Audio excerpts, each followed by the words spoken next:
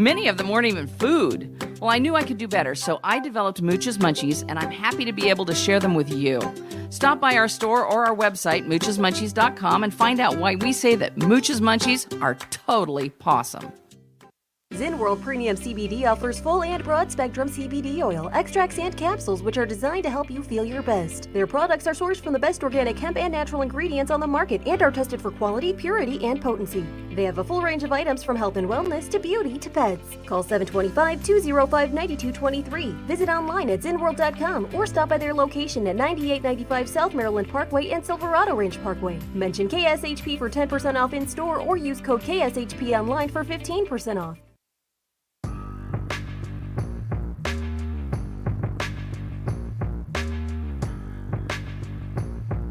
All right, welcome back. It is Pushing the Limits on a Wednesday. Limits there that last hour. Crazy callers, boy. Crazy callers, but thanks for coming back with us. And little programming note for you, by the way. Alex Jones' ex-wife. She was supposed to be joining us today, but unfortunately her child got really sick. She's been on the show before. She's a very nice lady. So we'll get her on later this week. I'm not sure if it's going to be tomorrow or Friday. The Glove, Gary Payton's going to be joining us. I was lucky enough to be sitting courtside next to him among some very famous celebrities. We have a celebrity in studio with us right now, though. He, of course, his late grandfather was a wonderful governor here. Of course, I'm talking about Kenny Guinn, and his grandson, Blake Guinn, over the Keller Williams Group, is joining us now in studio. Blake, it is good to see you. It's been a little while. How you been, my friend? I thought we were going with the Canelo thing, so you threw me off there. You do have a very weird resemblance to Canelo Alvarez. Yeah, Man, Blake. Today I'm wearing the glasses rather than you, so. Mm-hmm. Well, we have a lot to talk about. Mak Anderson from the Associated Press going to be joining us. Super excited. At the bottom of the hour, talk a little Raiders football, talk a little UNLV. Yeah, I don't know. What happened with the Miami Dolphins, All right, so you're a Dolphins fan. I'm a diehard Dolphins fan. Look, a lot of the haters can say that Tua's not the answer. Tua has a weak arm, little noodle arm, fantastic accuracy. The play calling was absolutely atrocious. The Titans gave that game away with those two fumbles at the very end. The Titans aren't very good. They're not very good. They made Will Levis look like a legit franchise quarterback. And we couldn't run the ball. You've got 4 offensive linemen that are completely injured. So you have no O-line. Tyreek Hill is out, who should be in the MVP race. And it's just a joke. And now we go through this gauntlet. We place the Jets, Cowboys, Ravens, Bills. We'll be lucky to go 2-2 out of that. Yeah, I don't know what's going on with the Bills. I mean, I know that they had a big win over the weekend, but the Dolphins can't lose that football game. You're up 2 touchdowns late in the game at home against a team that it should be at least inferior to you. That was a really weird loss. We're going to get into some Raiders football. Oh, good Lord. But real quick, on the Chiefs-Bills, was he offsides? Yes, but that's not a call. Let me tell you why it was the wrong call. Even though by the rules and by those standards, he was offsides. Here's what that's like. That's like a guy mouthing off to you in an NBA basketball game. The entire game he's swearing, and he's just a brutal. You don't give him a technical foul. His team is down by 1 with 20 seconds to go, and he throws another F-bomb at you, and that's the time you decide to give him a technical foul. You haven't called – I'll give you another example. You haven't called any – because I'm a basketball referee, so I can relate. You haven't called any ticky-tack, hand-check type fouls all game. 1-possession game, 20 seconds left to go. You call a foul. You can't make that call.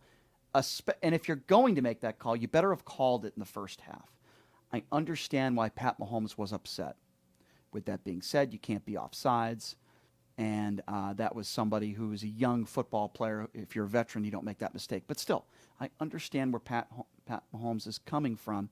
And the NFL has a serious problem when it comes to officiating. The officiating lately has been absolutely atrocious. Horrendous. I do have to say that Does that make sense to what I just said? Yeah, it makes sense. I thought it was clearly, if you're a Bills fan and it doesn't get called and that gets scored and then there's outrage either way, right? I mean, truthfully, as a Dolphins fan, I want the Bills to lose, but I also want KC to lose because they're always the division leader. So I was just curious on your point on that one. Yeah, I mean, it's an unfortunate situation. The Chiefs got screwed the prior week.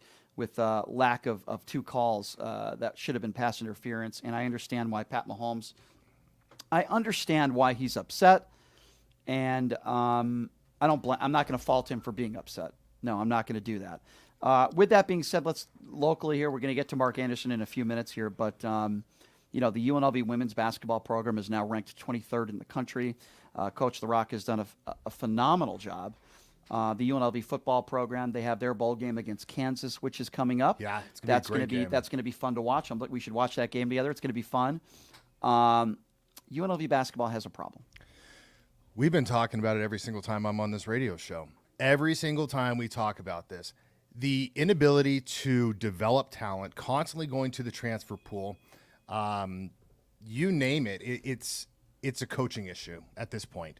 And whether Lon is a hero here for UNLV basketball, it's time to make a change. It really is. I think it is, and I know it's early in the season. I think the Southern loss, at least in my personal opinion, was completely inexcusable. I think most people would agree with me on that. So they're playing eighth-ranked team in the country in Creighton tonight in Henderson. Obviously, you have an opportunity to do something pretty spectacular if somehow, some way, and I don't think this is going to happen, UNLV can beat the 8th-ranked team in the country, then it could save his job. You would have to step up one of the worst perimeter defenses that UNLV has, where Creighton is and constantly always is every year. Fantastic three-point shooting team. McBuckets is out there.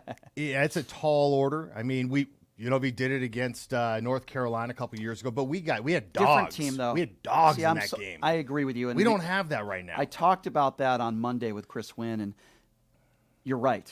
I made that exact point you just made. You had Mike Mosier, you had Oscar Belfield, you had Anthony. You had guys that professional basketball players, at least guys that have played professional basketball overseas. I don't see that on this team. And you had a lot of talent. It wasn't a very well-coached team. But on pure talent, they shot lights out that night at Orleans, and they beat the number 1 team in the country. I just don't see that with this team.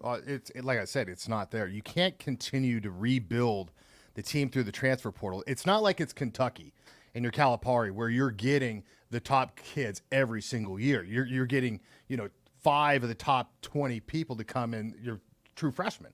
We're not getting those type of players here. And so every single year, next year's team, it's going to be a whole new loaded roster again. And we keep doing this. We did it with Marvin. We did it with Osselberger. I mean, it's every single year there's a whole new team, new faces to understand. There's no development of talent. This is not the UNLV of old. You know what? You'll agree with me here, Blake, because you've lived here your whole life. I mean, one of the best things that Lon Kruger did is he developed players. Like a guy like a Joel Anthony, right? Nobody thought that guy would be an NBA player. The guy's got rings. He made players so much better. Wink Adams is another protege. God, Wink was great. I mean, these are guys that Lon Kruger brought into the program. Was Greedy Daniels? Was he with? Was Greedy with Lon? I don't know if I remember him. Man, that was a great defensive player. I know too. that guys like Curtis Terry. Man, Curtis Terry was great. There were guys that played for Lon Kruger. Bryce DeJean Jones, the late. I hate saying that. Bryce DeJean Jones. Guys that Lon Kruger really made better basketball players and improved year to year. They were good defensive teams. They were good rebounding teams. Offense wasn't always pretty. It was a boring product. But he won. But that's all that we care about is winning. Right. That's what we did. Yeah. So we'll get back to UNLV.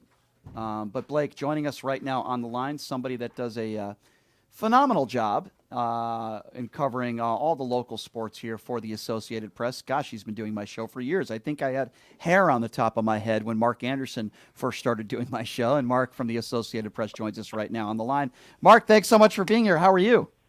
I'm doing well, Brian. How you doing? Good to see you, my friend, as always. Let's start with the NBA, because I know you wrote some articles for the Associated Press on that NBA midseason tournament. I thought it was for lack of a better term, slam dunk success. I mean, the players bought into it. The coaches seemed to love it. The fans seemed to love it. It was great for Las Vegas. I thought it was an A+ from the NBA commissioner's standpoint. What did you think? I agree, and I think the part that surprised me was how much the players were into it. Yeah. And I thought, and I'm sure having $500,000 on the line doesn't hurt. But, someone like LeBron doesn't need the money.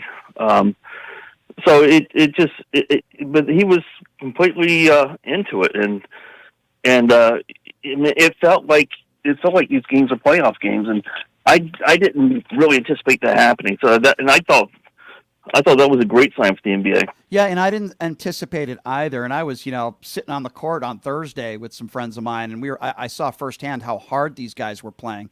And it was great. And you're right. It had the feeling of a playoff game. LeBron looked like he was in his mid-20s out there. He looked like back in the day when he was playing for the Cavaliers. He was just at another gear, right, Blake? I know you watched the games as well. And you agree? Yeah, it was incredible.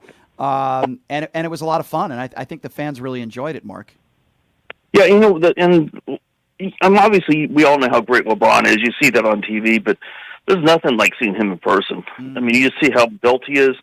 And I was just blown away by how athletic he still is. As was I. Yeah. Mark, didn't it seem like he made Zion Williamson look like a grade schooler on there? I mean, it was unbelievable. Yeah. And it's kind of sad in a way. You would think, you look at Zion with all his talent, you think he would look at someone like LeBron and say, this is what I need to do. And I'm just not sure Zion's heart's really into He's got a belly. Into it. Let's just call it's a lack of even wanting to be successful. He's going back on his childhood days of just, hey, I can beat everybody on my talent.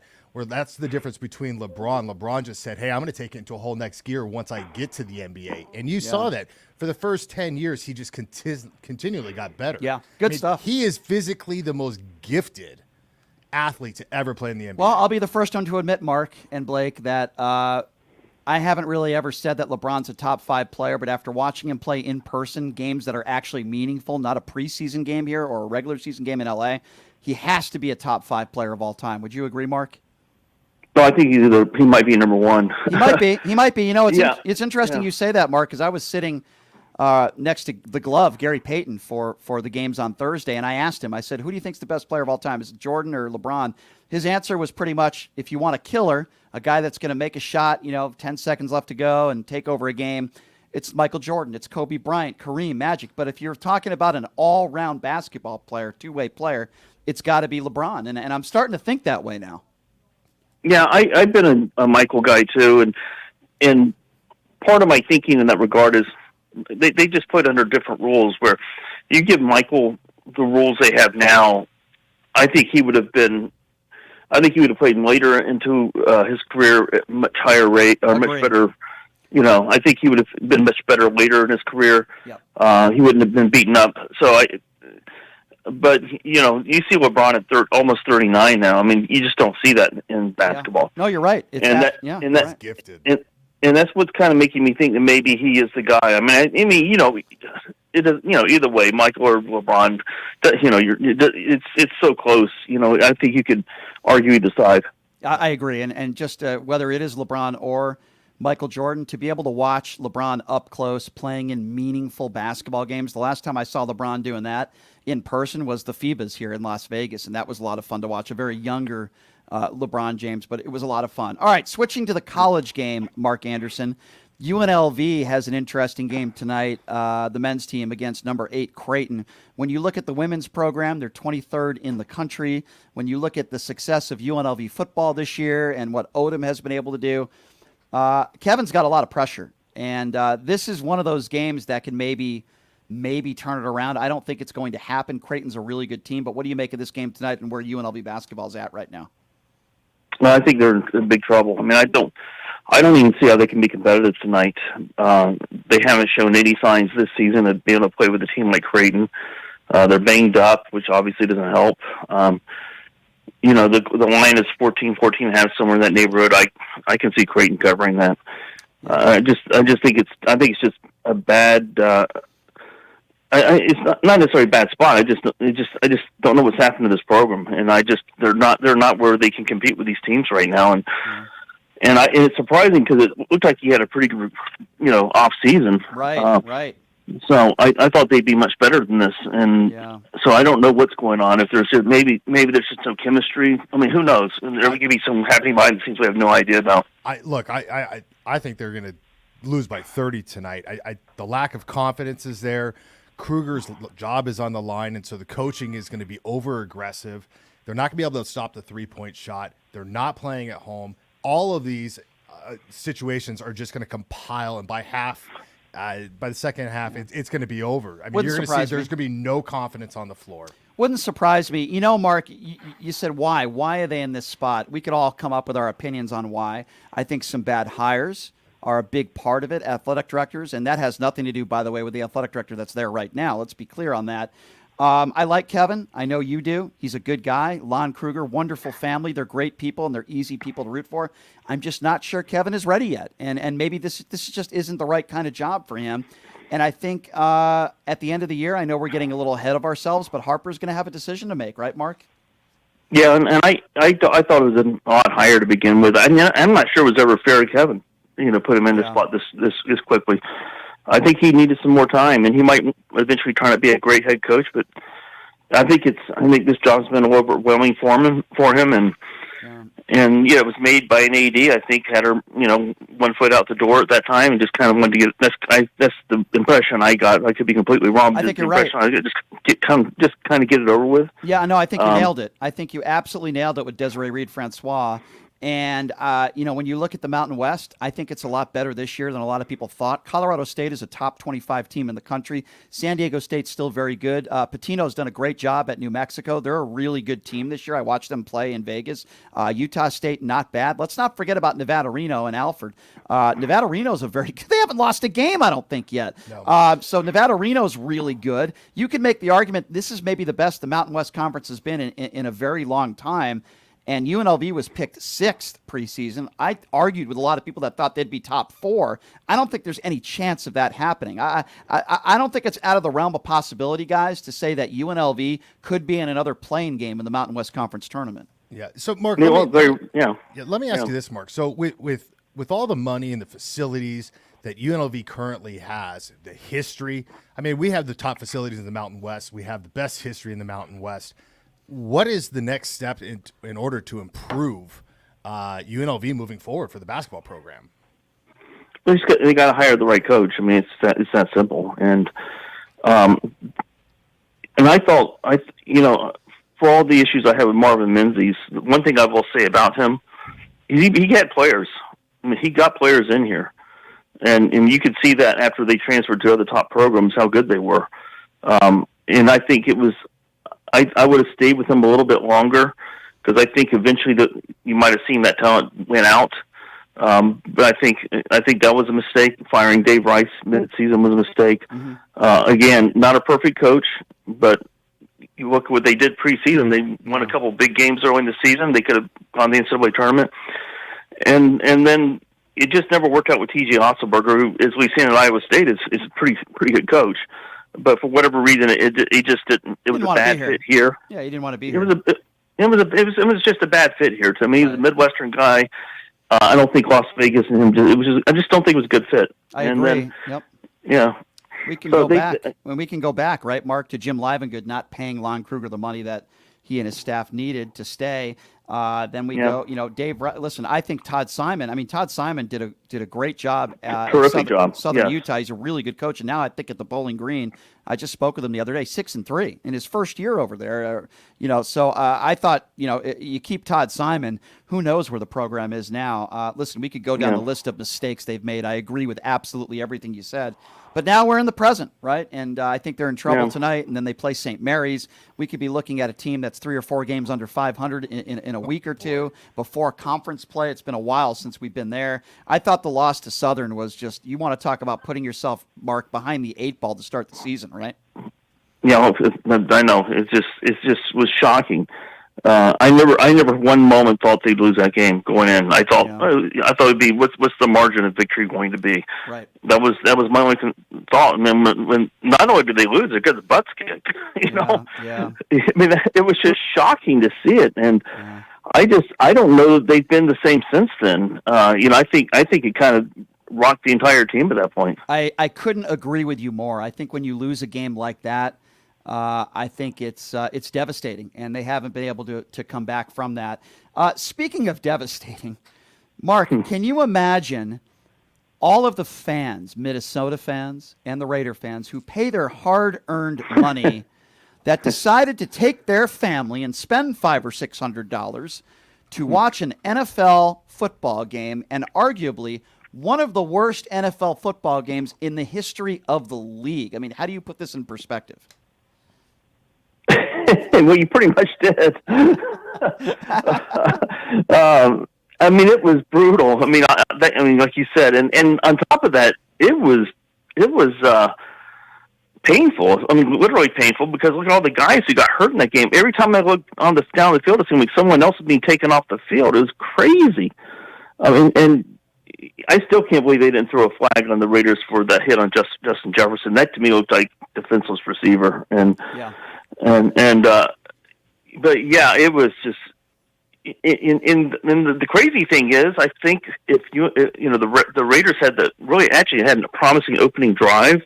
They took the ball to Minnesota's 42, and then Jacobs had like an 8-yard run. You think looks like they're moving into score, but then there's a holding call on that run, and then O'Connell takes a sack he really shouldn't have taken. And I think if the Raiders score there, I'm not saying they go score 28 points or anything like that, but I think maybe they have a little bit more rhythm, a little bit more confidence in that point, and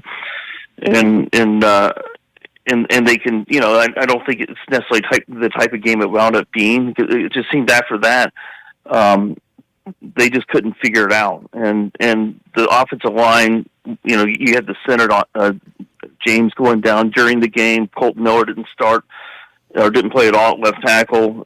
And, O'Connell just had so little time to throw. And it was the same thing on the other end. The Raiders really got after Joshua Dobbs, and then when they changed quarterbacks like Nick Mullins, and that was the difference, because he found a way to overcome that pass rush and get the ball down the field. Am I overreacting, Mark, when I say that game over the weekend may solidify Pierce no chance in being the head coach next year?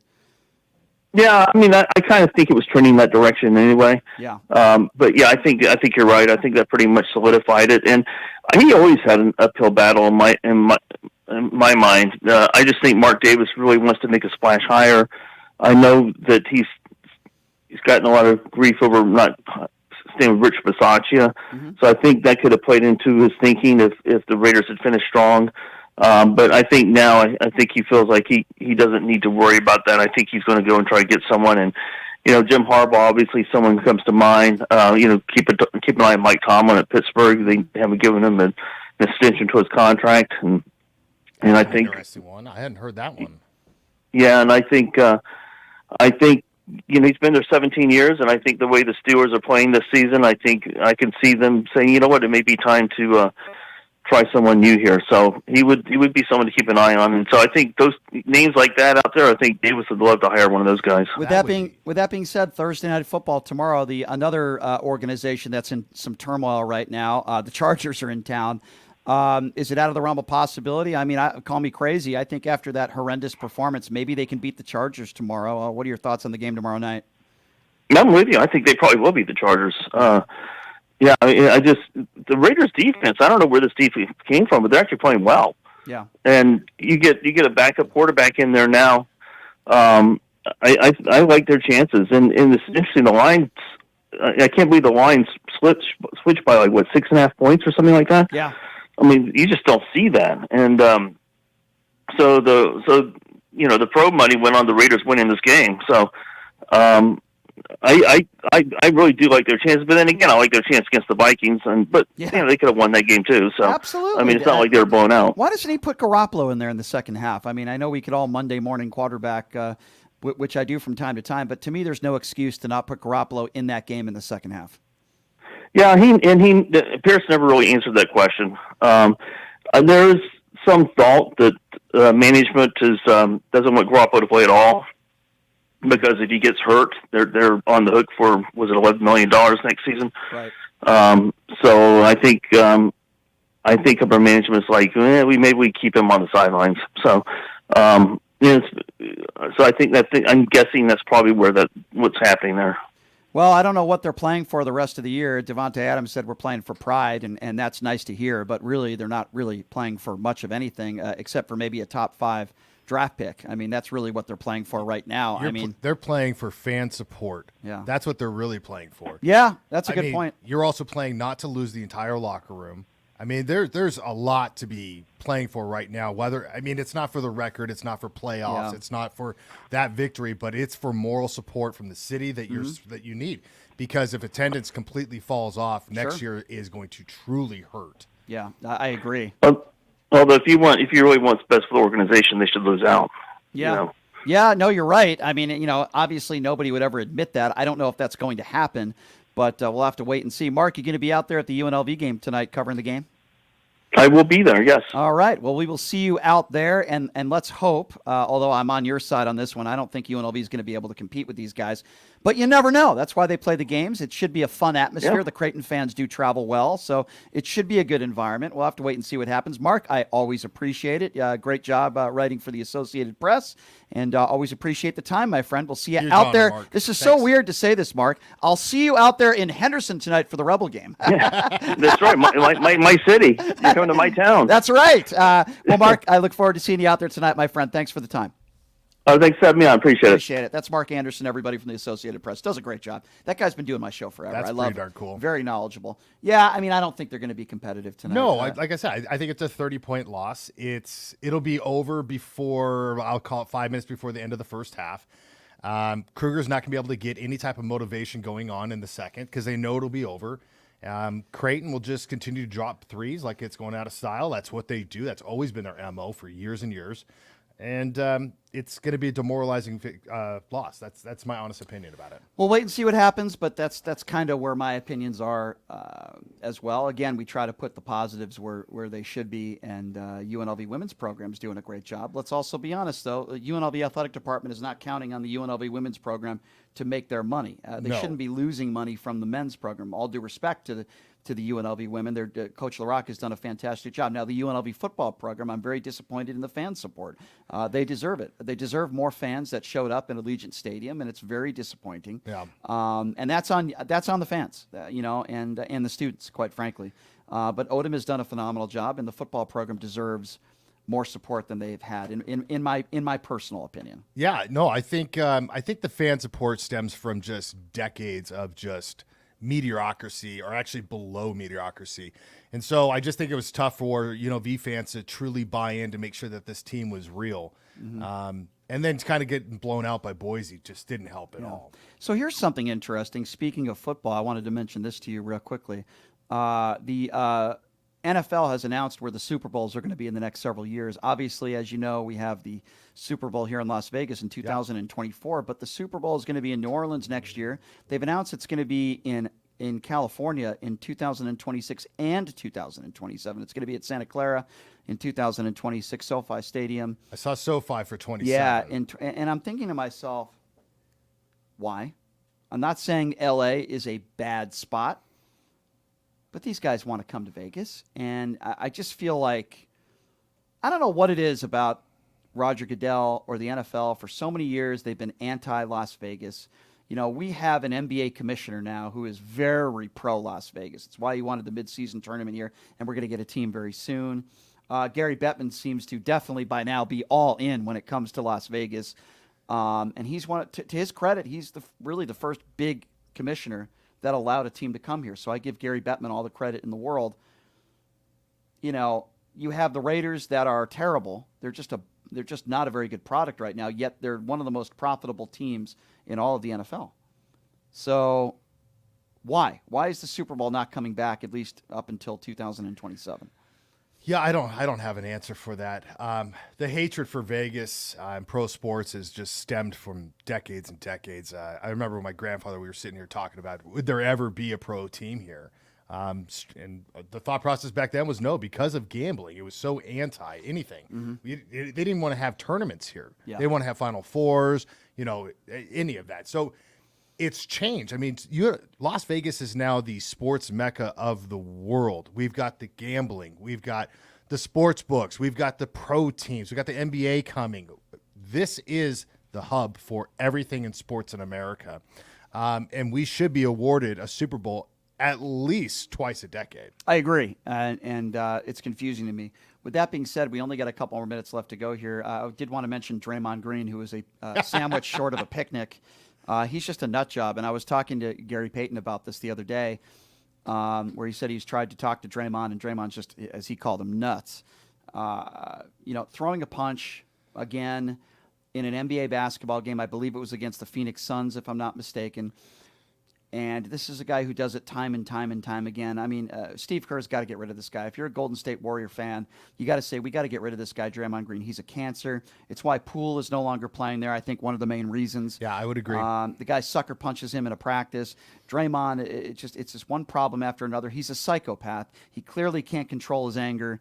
I think they got to put the hammer down on this guy. I don't think just a couple games suspension is enough. Suspend him for like 20 games. Yeah, I mean, he's got that Antonio Brown, that CTE going on. I don't know from where. Maybe it's his days of playing tight end at Michigan State. But, I mean, the dynasty in Golden State is done. They got to get rid of Draymond. You're not going to get anything for him. But, yes, you have to lay down the law. A 20-game suspension. This happens at least 5 times a season. Yeah. And it was blatant. Yep. You know, I'm with you. They got it, and he has devastated the team over the past, say, 4 years. He's really hindered their ability to move forward. Yeah, no question. It's an embarrassment. And I was talking to some friends of mine that are Golden State Warrior fans yesterday, and they're all pretty angry about his behavior, and it's a distraction. And the Golden State Warriors, there's no excuse. They shouldn't be under 500. They're 10-13 Well, right Seth now. Curry should step up and be the leader of that locker Yeah, but he room. can't do it. I agree, but he can't do it by himself. Klay Thompson's been terrible. And Steve Kerr has been struggling with this team. Again, it's very early in the season. They could certainly turn it around, but they're not even playing like a playoff team, let alone a team that would compete for a championship. So we'll have to wait and see how this one plays out. But Draymond Green is a complete and utter embarrassment. And listen, when he's playing, he's a heck of a warrior. He's a great defensive player. He's a great rebounder. Great rebounder. He's an agitator, and he hits big shots in the playoffs, too, when he has to. So I give him all the credit in the world for that as a basketball player. He's really tough, but he's also crazy. Crazy in a real – I look at Dennis Rodman. I was just thinking Dennis. But the thing about Dennis was, like, I just don't feel like he had as many incidents on the court. That's because as Phil Draymond Jackson did. gave him time to go blow off steam in Vegas and go with hookers and drugs and said, hey, man, as long as you play the game that I need to. Show up to practice. Go do what you need to do outside of the court. And that's what worked for the Bulls.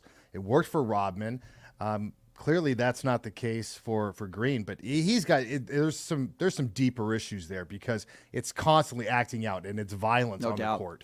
Well, Blake, before we go, I want to give people an opportunity. They hear me every day on the radio praising you and talking about your real estate prowess, growing up, living here your entire life with the Keller Williams Group. Talk to me a little about what you do and how people out there, if they're thinking of buying or selling a home, can contact you. Yeah, the real estate market's pretty crazy right now. So if you're looking for direction, if you're buying, selling, or looking for an investment property, my name's Blake Guinn, 702-540-3311. I'm with Willow Manor. We're powered by Keller Williams. Again, my name's Blake Guinn with Willow Manor, 702-540-3311. And as always, for pushing the limits, listeners, I'm actually going to be bumping it up from $1,000 to $1,500 cash back on any successful closing. I love that. All right, well, there you go. You heard it there. Give him a call.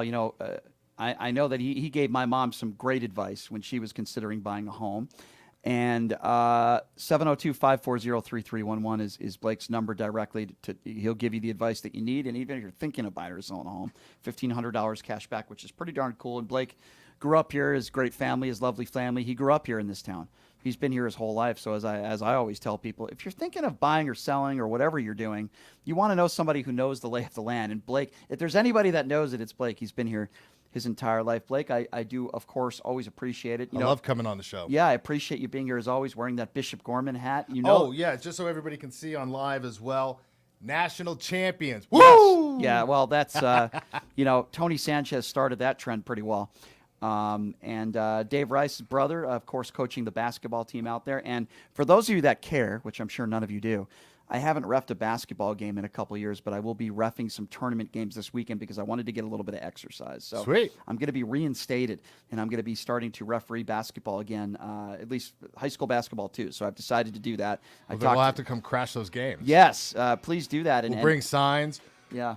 Get the check zebra. your eyes, Shapiro. Get the zebra. Get the zebra.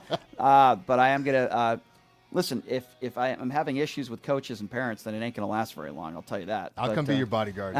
Thank you. I might need one of those. My right arm's getting better. I appreciate that. I might need you there. My thanks to Mark Anderson for joining us, and thank you to all those special right-wing buffoon MAGA callers who called into the show. Did you hear that in the first hour? I heard a couple of them. Look, there's people on both sides, and man, we just need to Don't start talking like Donald Trump. There are not always good people on both sides. Well, I'm always good. Fair enough. I appreciate you having me, man. Blake, always appreciate you being here, my friend. Thank you so much. Grow that beer back. Yes, and I'll be checking out the UNLV Creighton game tonight. Should be fun. Going to be hanging out with Mr. Paul McKeskey before the game and his wonderful wife, Linda. Thank you, everybody, for joining us. Also, thank you to the Occupy Democrats Network for allowing me to be on their platform. It's always a pleasure, and we will see you tomorrow. Same time, same place. Have a great day, everybody.